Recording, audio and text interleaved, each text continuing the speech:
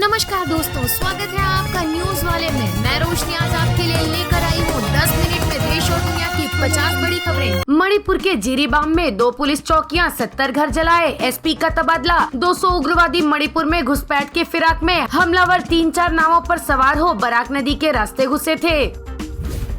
दिल्ली की कोर्ट ने कहा केजरीवाल ने जमकर प्रचार किया, इसका मतलब वे गंभीर बीमारी से पीड़ित नहीं हैं। डायबिटीज गंभीर जानलेवा बीमारी नहीं कि उन्हें जमानत दे दी जाए। दिल्ली सीएम ने मेडिकल ग्राउंड पर जमानत मांगी थी।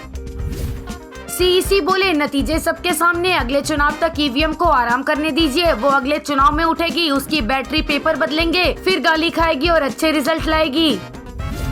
इसी महीने मेरठ तक शुरू होगा रैपिड रेल का संचालन, तैयारियां पूरी। फिलहाल प्राथमिक खंड साहिबाबाद से मोदी नगर तक चल रही ट्रेन का दायरा मेरठ तक बढ़ जाने से 8 किलोमीटर और बढ़ जाएगा। इसके लिए तैयारियां हो चुकी हैं, ट्रायल रन पूरे किए जा चुके हैं, स्टेशन भी तैयार हैं। किसी भी दिन ट्रेन के विस्तार की तारीख तय हो सकती है।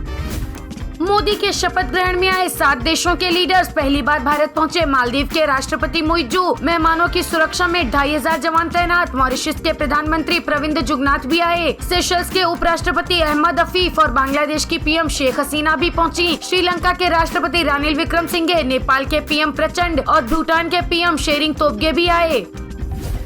महाराष्ट्र में बारिश बिजली से एक हफ्ते में 8 की मौत। राजस्थान में तूफान से 4 की जान गई। आज भी 40-50 किलोमीटर की रफ्तार से हवाएं चलेंगी। मानसून महाराष्ट्र के दक्षिणी इलाकों, तेलंगाना, दक्षिणी छत्तीसगढ़, दक्षिणी ओडिशा और आंध्र प्रदेश के तटीय इलाकों में दाखिल हो गया है। शक्तिकांत दास बोले आरबीआई पर बढ़ने लगा रेपो दर घटाने का दबाव। कम से कम 0.25% की कटौती की वकालत कर रहे। महंगाई को लक्ष्य के अनुरूप होना चाहिए। खुदरा महंगाई एक बार जब 4% पर आ जाए तो इसे वहीं रहना चाहिए। हमें जब भरोसा हो जाएगा कि ये 4% पर स्थिर रहेगी और आगे नहीं बढ़ेगी, तभी हम रेपो दर में कटौती के बारे में सोचेंगे। जब तक ऐसा नहीं होता तब तक दरों के मोर्चे पर कोई कार्रवाई नहीं होगी।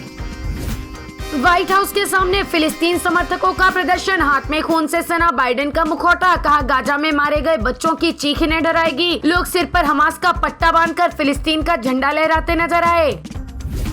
ममता बोली इंतजार करें, कुछ दिन बाद इंडिया सरकार बनाएगा। कहा एनडीए सरकार अवैध, कौन जानता है 15 दिन में क्या होगा। इंडिया ब्लॉक कभी भी केंद्र सरकार की बागडोर अपने हाथ में ले सकता है। जो लोग 400 सीटों की बात करते थे वे अपने दम पर बहुमत भी नहीं ला सके। ऐसा मत सोचिए कि इंडिया ब्लॉक ने अभी तक सरकार बनाने का दावा पेश नहीं किया है तो कभी नहीं करेगा। हम बस इंतजार कर रहे हैं क्योंकि चीजें बदलती हैं। आखिरकार सरकार इंडिया की ही बनेगी, लेकिन एनडीए को कुछ दिन सरकार चला लेने दीजिए। कई बार सरकारें एक ही दिन टिकती हैं, कुछ भी हो सकता है। कौन जानता है कि ये सरकार सिर्फ 15 दिन चले। वीडियो पसंद आया हो तो लाइक, शेयर और सब्सक्राइब करना ना भूलें।